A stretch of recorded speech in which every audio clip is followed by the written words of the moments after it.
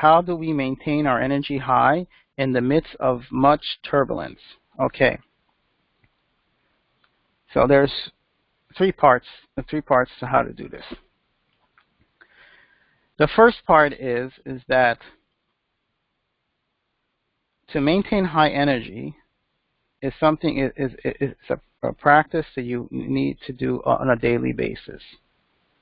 So when I say high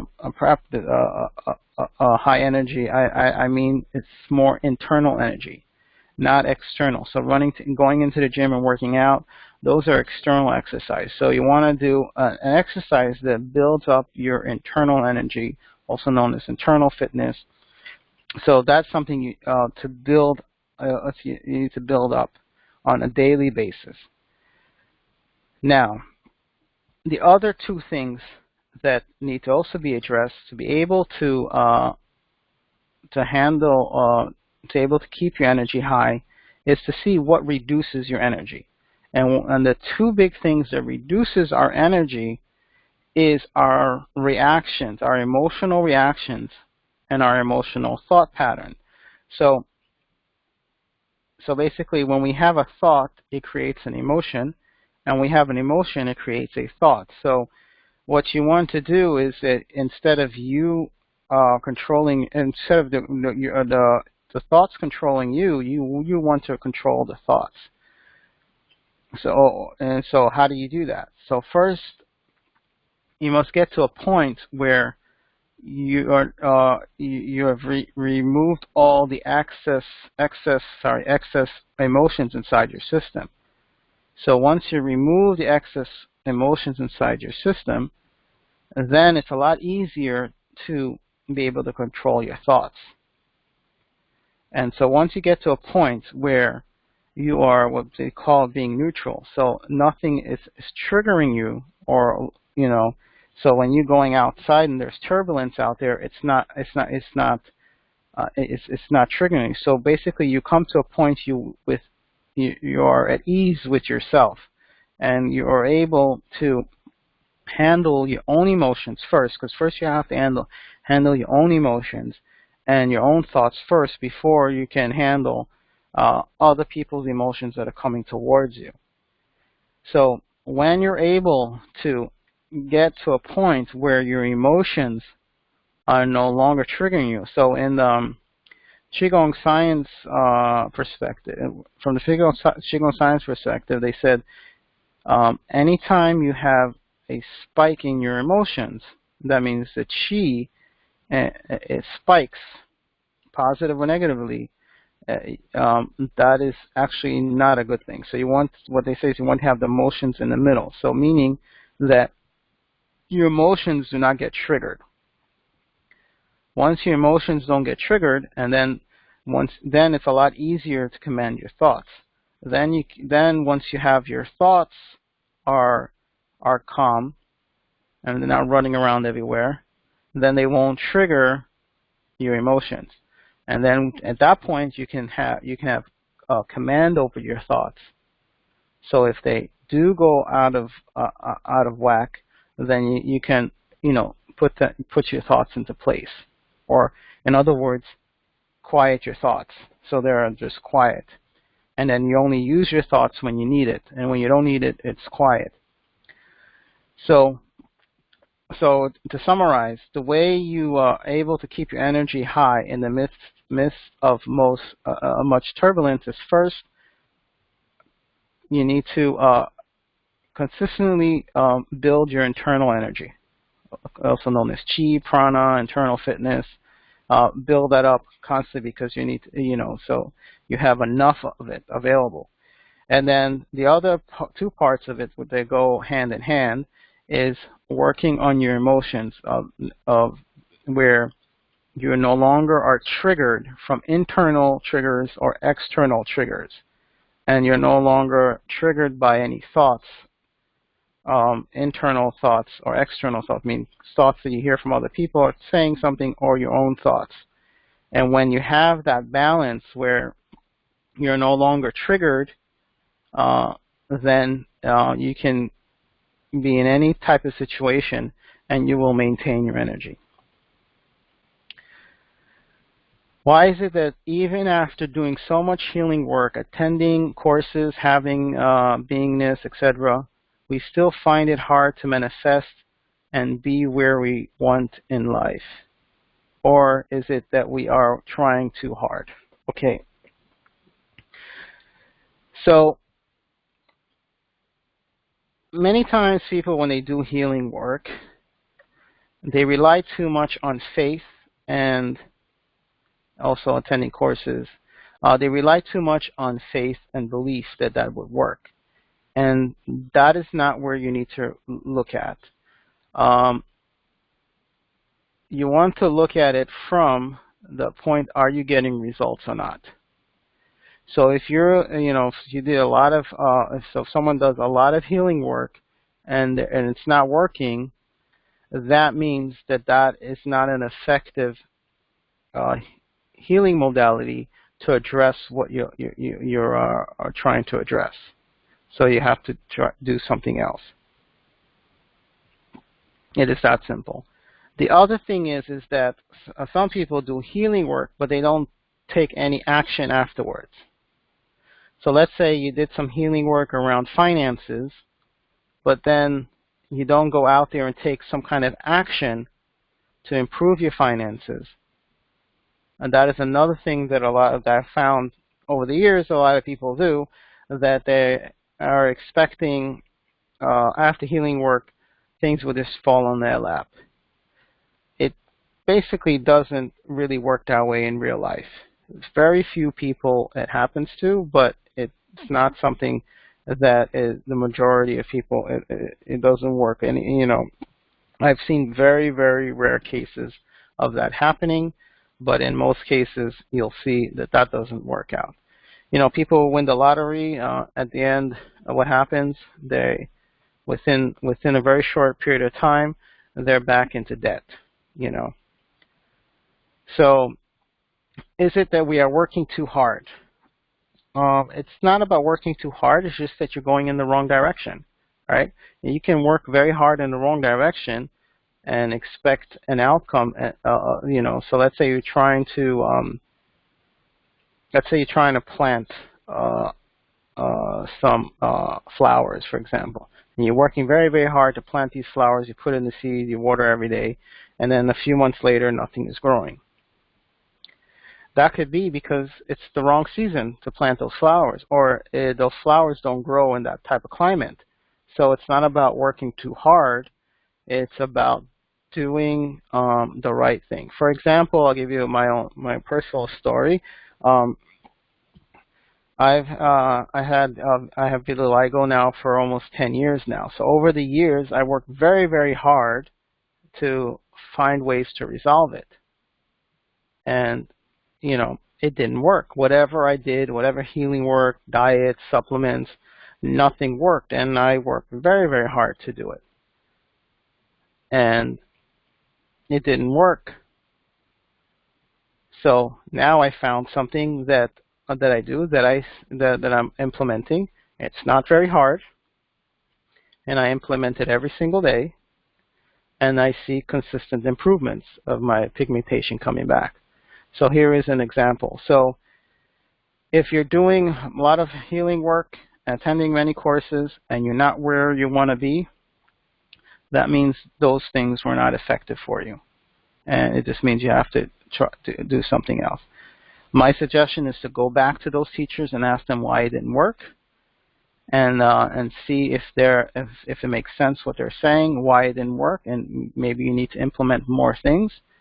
And if they don't have an answer for you, or if their answer doesn't make any sense, move on. I've done it with a lot of different teachers and a lot of different modalities myself. Scientifically it makes sense. All of the ways it made sense. But when it came out with my clients and myself, it didn't work. In real life situations, it didn't work. On paper, in the book, it works very well, but in real life, it didn't work, or it only worked for a very small percentage of people, let's say 10 to 30% of people.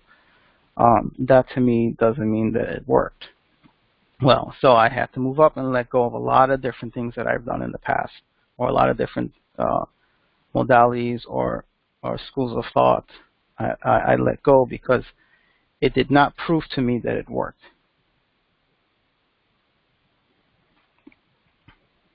Okay. How to stop fixing ourselves? How do we stop fixing ourselves?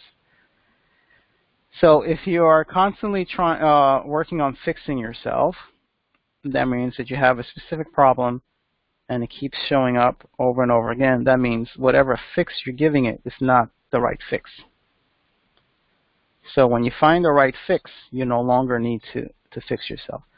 So as we evolve or transform, right, as we move up, basically what happens, old problems that we have are no longer there because they're gone.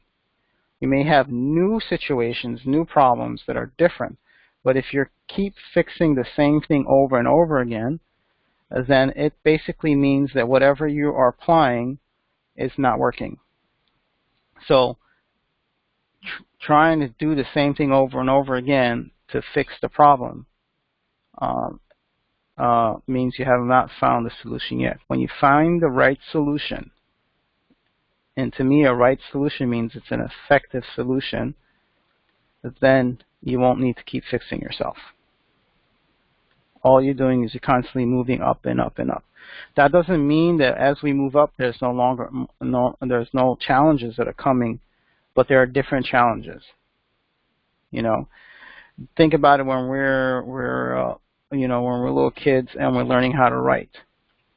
Writing was very, very challenging, right? Just to write an alphabet was in the beginning very, very challenging. Now, once you know how to write the letters and you're good at writing the alphabet, now those things are no longer challenging. The next step is putting sentences together.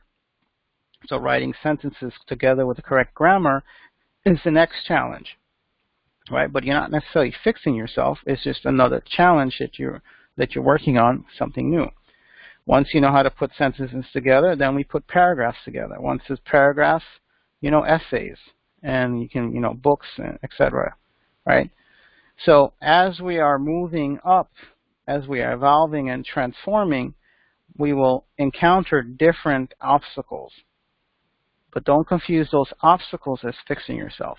To me, if you're continually fixing yourself, meaning the same problem is coming back and back again, that means that you didn't find the solution. It wasn't the right solution. It wasn't the right answer. I have a question regarding my health. I have been doing different healings for several years that has mostly been a good, hard, and releasing journey, but I'm still suffering health-wise. Okay. So I've noticed that many people, when they're going on some kind of healing journey, they focus a lot on the hard and really, hard journey, how much they suffered through getting over a certain issue. So all the sensations that they cried, there was painful, there was kriyas, some people call them, for years. And they confuse that from actually getting results. What do I mean by that? So instead of focusing on, I implemented this, I went through this healing process for resolving a certain issue that I'm having. During that process, I felt all kinds of feelings and sensations and emotions. And by feeling all those sensations, feelings, and emotions, that was a cue for me that, oh, this is working. My suggestion is not to even look at that. My suggestion is I went through the process for a specific thing that I was looking, let's say a health condition or emotional issue. After I went through the process, did I get better or not? Did I improve or not? And not to focus on the process or what you experienced during that time. because having feelings, sensations, and emotions while you're going through a specific process does not mean anything. Has nothing to do with it's not a sign that that it's working for you. The proof that you need that it's working for you is the results, not what you're experiencing during your journey or during the time that you're going through it. So, for example, cleansing, right? There are people who go and cleanse and get all these reactions, and they'll say, oh, because I'm getting these reactions, healing crisis as they call them, means it's working. And then some people do cleanses and they don't get any healing reaction.